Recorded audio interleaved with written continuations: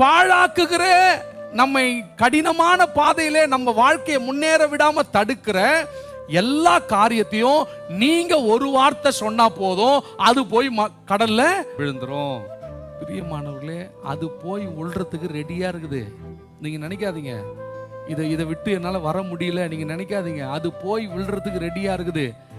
நீங்க சொன்னா போதும். இந்த பலவீனம் எனக்கு வேணாம் ஆண்டவரே, எனக்கு என் வாழ்க்கை முக்கிய ஆண்டவரே, என் எதிர்காலம் முக்கிய ஆண்டவரே, நீர் வச்சிருக்கிற ஆசீர்வாதம் எனக்கு முக்கிய ஆண்டவரே, என் பிள்ளைகள் முக்கிய ஆண்டவரே, என் சந்ததி முக்கிய ஆண்டவரே.